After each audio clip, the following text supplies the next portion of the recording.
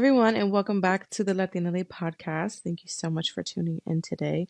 I am very happy to just be sitting because I am coming off of a vertigo flare up, and the way that I got it is a little, I don't know that it's embarrassing. Well, it's a little embarrassing, it's a little behooving, it's all the things. And the story of how I got my vertigo is also tied into my book recommendations. You know me. And you know that sometimes I like to open up the show with recommendations or things or just to chat and catch up. How are we doing? You know what? How are you doing? How are you doing? Let me know in the comments. So I am coming off of a vertigo flare up, which I have to tell you, I would rather vomit for a week than have vertigo for a day. I hate it here. So how the hell does my vertigo tie into my book recommendation? Well, let me tell you. So I just finished this book, which is None of This Is True by Lisa Jewell. The way I got into reading was audiobooks. So I decided, you know what, I'm cleaning. And like sometimes when I clean to music, it's cool, but then the music sometimes doesn't do it for me. The music does not keep me engaged. Like it does for a little while, and then after like an hour, I'm like, I need something else, girl. Like I just need a little something. Or I end up dancing, twerking, and then nothing I want to get done gets done. With that being said, I was like, girl, why don't you put on an audiobook? So I went up to Spotify. Boom, bam, bang. Okay, you know I'm ride or die Spotify. So I had a couple audiobooks that I was listening to. One of them I had to end up paying for. I said, you know, fuck this. Let's try a new book. I have the physical copy of this book because it has been sitting on my shelves since I purchased it from Barnes & Noble like a year ago. This has been on my TBR for so long. Then I saw it in the thriller section of Spotify's audiobooks, and I say, you know what? Let's pop her on. Let me explain something to you. The audiobook game has changed tremendously. And by the way, listening to audiobooks does count as reading. Fuck what you heard. Fuck what you heard. Let me tell you something. I haven't even listened to A Court of Thorns and Roses audiobook, and that audiobook is said to be like a cinematic audiobook. I don't even know what that means, but listening to this, I was like, okay, maybe I need to come back into the audiobook world because this had me gripped. This audiobook sunk its teeth into my neck for 3 days. The moment I popped my headphones in, 3 days later they came out, which is how I got my vertigo because I have the Beats I have the Kim Kardashian Beats collab with the little queso, that little bud, the little silicone piece that goes into your ear. Okay, I was alternating ears because I can't have them both in at the same time because I'm a mom. I have to listen for my daughter. So I was listening to my book and I had the shit in for 3 days, caused fluid. Now I'm all fucked up. Turns out, last time this happened, I was also listening to audiobooks. Nevertheless, I have come to the epiphany, the conclusion, the realization, the gag that bud headphones just don't work for me. So I'm just going to have to invest in a nice good pair of over-the-ear headphones and call it a motherfucking day. I cannot have bud headphones, in the ear headphones. Can't do it. Because I'm going to end up, immobile for a week. But this audiobook, so that's how I got the vertigo. Okay, but I devoured this book. Let me tell you. This book, okay, first of all, Lisa, hey girl. Lisa, babe. None of this is true. The book opens up with a prologue, gives you a little sliver of what you could expect. Then, right after the prologue, you are introduced to a snippet of a documentary saying coming to Netflix this fall. And in the audiobook, you have the documentary interviewer. And then he's interviewing people because the Netflix documentary is doing an investigation on a podcast. So this book has the narration of the story, scenes from the documentary that is doing a video version of the podcast, that is in this book. So there's a podcast, a documentary, and a fucking novel all in one book, Lisa. And you get different audio formats. You have different audio levels, so you can kind of tell the difference between the podcast sections, the documentary sections, and then the narration sections. And every character is a different actor. Be real, the production value of audiobooks has just surpassed anything that I could have ever imagined. 10 out of 10. Not even just the production of the audiobook, the book, the story, the plot, the themes, the twists. Yes, thank you. So let's get into today's episode, because today's episode is for a very specific kind of woman. She's the woman that's always there, the one that people always lean on, the one who holds space so effortlessly for people that no one ever asks who's holding space for her. This isn't about being left out of one invitation. It's about a pattern of behavior that this type of woman receives. It's about being a woman who is valuable, dependable, grounding for others, and she still feels invisible sometimes. So today we are talking about the foundational friend. There's a certain kind of woman that shows up in other people's lives as a background anchor rather than a constant presence. She's the calm of the storms. She's the listener, the fixer. She's the emotional lifeboat. People only call her when their life is shaking up, when they're breaking up, when they're starting over, when they need grounding, when they've just left a job, when their life is changing in a way that feels very displacing. But when life is light, when things are celebratory, when it's casual, joyful, spontaneous, she's often not the first name that comes to mind. And before we go any further, I want to make something very, very clear. You are not ignored because you are irrelevant or because you're easily forgotten. You are overlooked because you're stabilizing. And that distinction is so important to recognize. When you're a stabilizing presence, people don't experience you as someone who needs something. They often experience you as someone who is able to provide something for them. You provide a presence that is calm, clear, grounding, and safe. And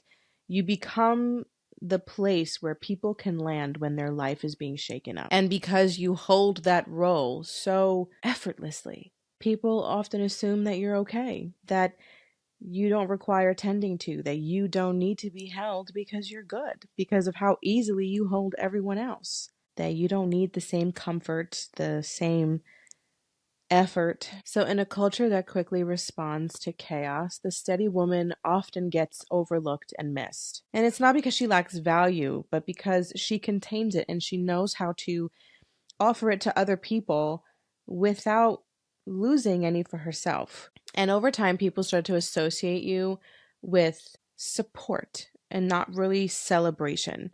It's really hard to feel like that's not a rejection, but it's not. I believe that it's just a misplacement. And that is the foundational friend. It's easy for others to assume, damn, like she does it so effortlessly and she's always there for other people. She's always there to, be a helping hand or to be the shoulder. She's often there to be the strength that I need when I don't have it. So if she's able to do that for me, she may not need very much of it. When it becomes a pattern between two people in a friendship, that's not closeness. That's emotional utility. That is you being used or your strength being siphoned over and over and over again because someone does not have it. And someone always needs you to be that pillar of strength for them when they're at their lowest, their weakest, their most vulnerable. But the moment that things start to feel light, you get pushed off to the side. I think this is something often that people don't talk about either. It's that you have people that are often in survival mode for a lot of their life. And when they're in those modes, they don't know how to show up for people who are already steady, who already have the stability and they are their own anchor. They don't know how to show up for people like that. They can't show up for what they don't know. They can't show up for people in their steadiness when they've never had that themselves. It's like you cannot teach what you don't know. You cannot talk about what you've never experienced. You cannot be what you don't know. You cannot love how you've never been loved. You cannot give what you've never been given. And it's really, really hard to be the person that has gone through all these things, that is able to give that foundation, give that steadiness, strength, grounding to someone that you love very much, but you not receive it in return simply because that person just does not know how to give it to you, even if they wanted to. And I'm not saying that these are bad people. I'm not saying that these are friendships that you have to give up. It's just sometimes when you are the foundational friend, being there in moments of joy or lightness or softness for them, it's almost like a vulnerability that they don't want to include you on. And so you become the friend that people go to when they want to borrow regulation. You become the friend that they lean on when they're unsteady. And I think what's really hard to swallow is that it's not malicious. People don't do these things because they want to do it to you. They just don't know how to be anything else. So it's not malicious, but it is very revealing. And it is a big pill to swallow because it feels like shit. Being the foundational friend that someone doesn't know how to hold space for feels very, very isolating. You can feel very left out. Like, I don't think I'm ever going to be anybody's maid of honor. I don't think that I'm ever going to be anybody's godmother. I don't think that I'm going to be the daily call friend. I just don't feel that that is in the cards for me when it comes to friendship. I have had friendships like that but I was very young, where I believed that our relationship would stand the test of time and they would be my maid of honor. Like, that's my my, that's my bitch, that's my ride or die, like male or female, doesn't matter, that we were going to grow old together. Like, I have had those friendships where that solid feeling, that security in that friendship, it was there, and then it wasn't. Years, I'm talking about 7 years, 10 years, 13 years of friendship gone in an instant. And so because I have gone through that, I don't believe, that's not to say I'm not open to it. That just says I don't believe that I'm almost 31 years old. That would be in the cards for me. Again, I'm open to it. I'm open to finding a new friendship in which I am a foundational friend, because there is a value in being the foundational friend. It's very important because those are the friendships that it's the foundation. Nothing can stand without a foundation. So having those friendships that lasted that long and ended so quickly have really taught me what the value of a relationship is, a platonic relationship. It has also taught me the value and importance of my marriage, because if there's anyone that is going to be down for me, like, no one is down for me the way my husband is down for me. No one at all. With my husband, we are each other's foundational friend. It holds such a high value. Some women are chapters, some women are bridges, some are foundations, and some are constants. Hopefully you find a friendship that is all of those things, where you grow and you evolve and your relationship evolves with the ebbs and flows of life. That's what you would hope, right? But sometimes it's not. And when it's not, they're just different roles, but they have very strong value. All of those relationships hold value in this very long thing that you live, which is your life. But being the foundational friend, especially when you're met with the same sort of love, it's wonderful, because those friendships where you're the foundation, she's the foundation, and you have that mutual foundation with each other, you you have a friendship that is built on vulnerability, consistency, and genuine care. No cattiness, no pettiness, no comparing, nothing like that. And these are the friendships that resilience is formed, where you're seen at your lowest and you're held through transitions. And these are friendships that are met without performance. And when you are met with those same things and you're able to go through those things together and you come out on the other end and you can continue to grow and build and thrive and meet each other, even when you do have a disagreement. You know what I'm saying? Even when you do, or even when you are at qualms with each other, even if someone does hurt your feelings, XYZ, and you can call that friend and say, hey, listen, and talk to him about these things. A real relationship, when you have those and you're able to navigate those things together in your friendship and you come out on the other end, those are the ones that last lifetimes. Those are the friendships that test, and truly they become the exception of what people want in their life when it comes to a friendship. Soulmates. You find your soulmate in a friend that you can go through life with and you don't ever have to worry about being put on the back burner. I mean, these are the friendships that bring comfort, familiarity, and and this is where I want to dive into a little bit more. They are a mirror. There are different kinds of relationships, right? Oftentimes I find that the foundational friend doesn't know how to be anything else other than a foundational friend to people that are only looking for surface-based connections. And I think that when you are the foundational friend, you need to start to recognize what place you hold in certain people's lives. And the thing is, I'm not talking about someone that you've known since you were 5. It could be that. It could be someone that you met yesterday. It could be someone that you knew from high school. It could be a work friend. It doesn't matter the time. And when you are the foundational friend, there's no bullshit. Like, you ever see people that are on Instagram and like, them.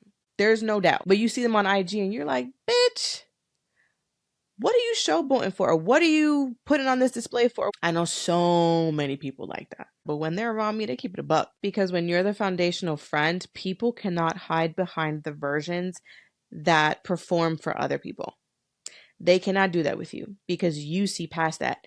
Because you saw them before all of that. So if they come to you singing a different tune, acting a different way, you're going to be like, bitch, who are you talking to? Stop all that nonsense. Keep it real. Be real with me. Sometimes when you are that friend, you bring them back down to reality, back down to who they truly are and their authentic self. They don't want that. Some people don't want that. Some people love to live this version that they've been presenting to other people, and you force them to come the fuck back down to reality and remember who they are, because you're the bedrock, the foundation, the first layer on top of which your entire relationship is built upon. And so it begs this question: why is it that when life starts to be good for them, when they fall in love, or when they find momentum, or they experience joy, the foundational friend gets pushed to the back?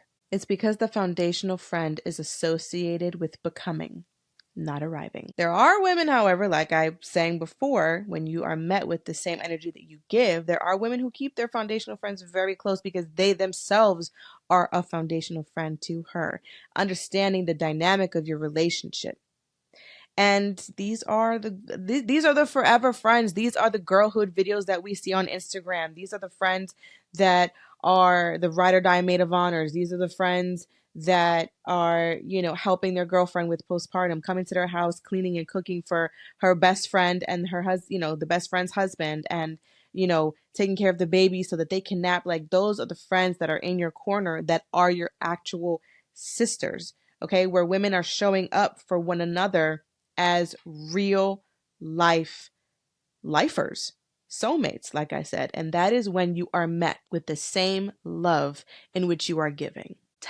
This whole dynamic, this whole understanding of what a foundational friend is, it is very important. It is very wonderful to be that foundational friend if you are met with the same space that you are giving and holding for other people, if you are held in that same way. Sometimes, though, we love hard. And when we love hard, we often can't compartmentalize who's going to fall into what category of friendship for us, because we just love. That's it. But when people start to get that softness, that joy, that wonderful momentum of life, instead of integrating their foundational friend into their joy, some people compartmentalize her and put her to the back burner. and they place their foundational friend in a chapter of survival. And it's a feeling that you have to sit with. It's a very hard pill to swallow, but do not argue with that feeling. Feel it. Don't try to reframe it. Don't try to minimize it. And don't try to gaslight yourself into gratitude. Name it for what it is. This hurts because I wanted mutuality. I wanted what I gave to be given to me, and it wasn't. And that is okay to feel that way. Sometimes when we feel that way, it's very humbling. It's a little embarrassing, but that's when we have to push our ego to the side and say, okay, stop, stop, stop. You know what? It's okay that I wasn't met that same way. Doesn't mean that she's a bad person. It just means that I need to reframe how this relationship is going to go. And that's okay, because people oftentimes meet us in seasons where they're unfinished.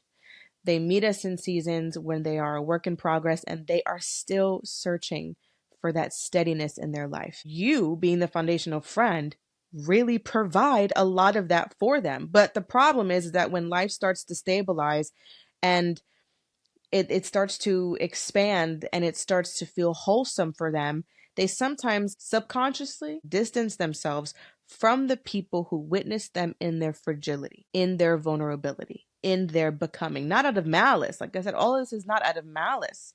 It's just because those relationships with your foundational friend that was with you in the mud, when you get out of those seasons, your foundational friend reminds you of a person that you no longer are and you don't want to be anymore. So it goes back to, instead of integrating her in your joy, you push her to the back burner because you put her in the background.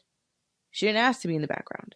You put her there because you subconsciously say, I associate you with the time in my life that I don't want to remember. Even though you were down for me, you were there for me.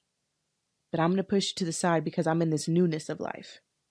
And now for those of us that feel like the foundational friend, that's when we have to take a step back. We need to start putting people in little manila folders in our life and say, okay, you belong here, and you belong here. Because not everyone knows how to invite the people who held them together into the new version of their life in which they are still learning how to stand. The spontaneity, the soft joy, you don't get invited to those things. You ever look at yourself and you're like, yo, like, I'm here with this bitch through the mud, bro. Or when something really big is going on, but just to sit down and have a cup of coffee and just talk, bitch, why can't we do that? Why can't we go grab a bite? Why can't we just be girlfriends? Like, why does it always have to be some heavy shit? But then, you can't do those things with that friend, but then you go on IG and you see that they're doing these things with other people. They're doing the soft brunches and dinners or little parties, and you're thinking, bitch, what am I? Clearly I ain't shit. But that's where we have to reframe, because those moments sting. I don't care what way you want to put it. And this is where it becomes a very complex feeling, because you're that bitch. Why do I feel this way? I'm not the bitch that gets left out. I'm not the one that doesn't get invited. Who the fuck? What narrative are we spitting here? Because this is new for me. I don't like this. I don't love this. This is not it for me. This ain't what the fuck I wanted. So like I said, it's a very humbling feeling sometimes. And when we are put into these very humbling situations, especially when you feel that vulnerable connection with someone that you're really like, okay, like, I'm here for you. I love you. Like, this is the kind of friendship that we have. This is the kind of friendship where I'm down for you. But then when you see life happening without you as this new version of themselves that, I'm sorry, but bitch, you helped create, it stings. And it's gonna sting. And there's nothing dramatic or insecure about that feeling. Humans are wired for belonging. Humans are wired to want to be included. In certain situations, we need to come down a little bit and say, okay, certain plans aren't made with you in mind. Not because you were forgotten, but because assumptions were made about you in your life that were never actually spoken aloud with this person. And that's just the neutral truth. For example, I have 2 kids. My kids are not grown. I have 2 babies. Especially if people don't have kids and it's kind of just like a single married type of vibe. A lot of people, like, I'm not going to be at the top of somebody's invite list. Now, could people just send the invite to send the invite? Yeah, fine. But people don't operate like that. A lot of people are like, well, they got two kids. Like, I don't know. Like, they may not be able to come. So you know what? Let's not even just invite them. Or like, maybe we'll invite them later. Like, I don't know. Sometimes it's as simple as that. Not everything has to be so deep. Sometimes things could just be. And it's not that serious. Being the foundational friend, you're able to offer something because you've already lived it through it. You've been through it.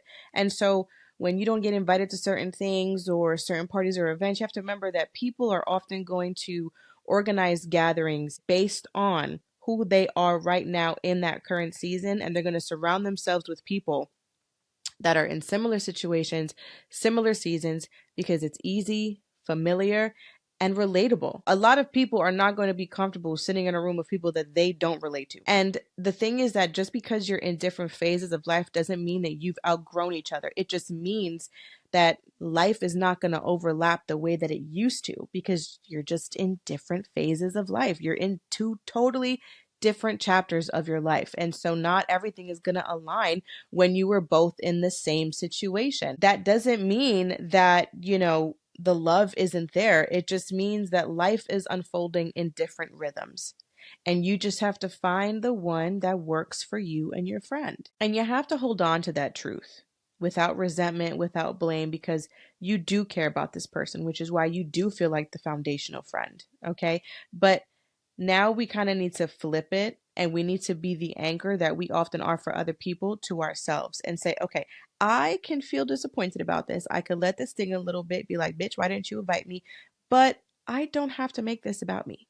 And I don't have to make this little sting be the essence of what our relationship is, because it's not. Because our relationship does have history, it does have love. And I can feel disappointed without that disappointment being the framework of our relationship. You don't need to confront them, you don't need to start withdrawing, you just have to be steady.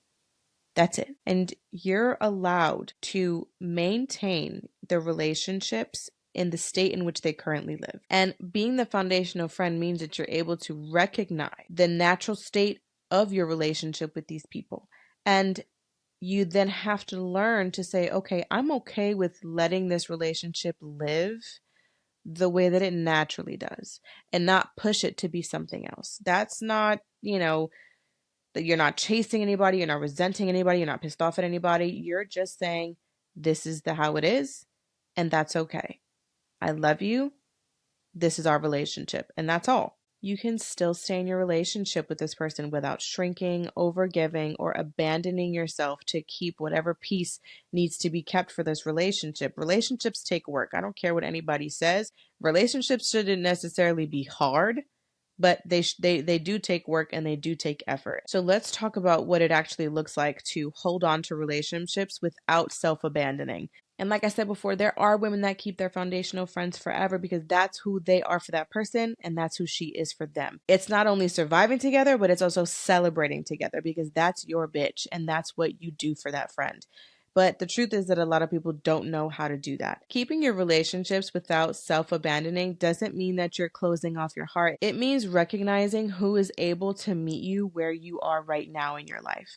And it means offering consistency without overextending, presence without depletion, and love without ever losing yourself in the process. You have to stop offering foundational energy to people who only have decorative capacity. So it doesn't mean that you're cutting anybody off. It just means that you're resizing their access to you and your spirit. Less emotional labor, more intention. You're not withdrawing any love. You're just protecting the sustainability of your relationship by not overextending, by not giving so much of that foundational energy, because at the end of the day, it is energy. When you give that foundational energy to surface level relationships, it takes something out of you. And some people don't deserve that essence from you. When you start to recognize that, you start to say, okay, this is who I can give it to. This is who I cannot. And so when we're thinking about these smaller circles, there's a lightness, right? When we start compartmentalizing these friendships and putting them into our little folders of organization. Because they are going to be friendships. There's going to be ones that are fewer, quieter, that the care that you give to those people is met with the same consideration. And when you have your foundational friends in these smaller circles, these relationships are quieter. I mean, these are relationships where you might go like 3 months without talking to each other. And then randomly, you get a text or you pick up the phone. You're like, hey, girl, what you doing this weekend? You want to grab dinner? And they're like, yes. And you go and you chat and you catch up like no time has even passed. Because these are the friendships that understand that life happens, things get messy, times get busy, and just because I can't call you every day doesn't mean that I don't think of you, doesn't mean that I don't hold space for you. And so these relationships are quieter, softer, but they hold you the same way that you hold them. And sometimes they'll fall short, but they acknowledge if they fall short and they will give you what they can when they can give it to you. And it's really up to you to determine if you want to accept that. Personally, it is. I believe that it is. I believe it is absolutely acceptable, if not necessary, to be able to recognize that sometimes your friends are going to take a little bit of a dip. Sometimes the percentages are not always going to be there. Sometimes you're going to have to give 50 and they give 50. Sometimes you have to give 75 and they can only give you 25.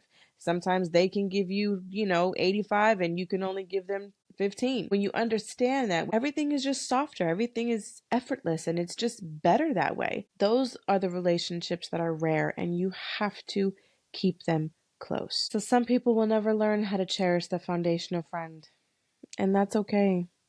It doesn't mean that it's an insult, it's just the truth.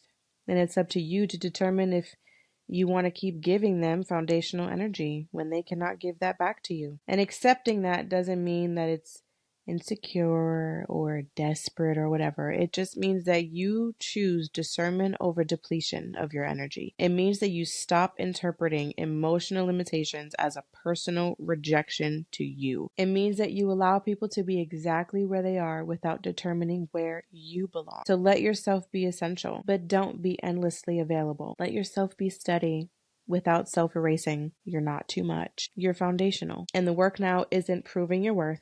It's deciding who gets to stand on it. And that is all for today's episode. If you cannot get enough of me the same way I cannot get enough of you, go ahead and follow us on Instagram and TikTok at Latinaly Podcast. And be sure to subscribe to us on YouTube and Spotify, where you can watch this episode, or you can listen to it everywhere else. If you want to be on the next Sign Kaya, go over to our NGL link, ngl.link/Latinaly Podcast, and enter all of your submissions, where I will answer them candidly on our next advice segment, Signed Kaya. This is the Latinaly Podcast, where we are untamed, uncensored, and always unapologetic. I'm your host, Kaya Burgos. Thank you so much for listening, and I will see you next week.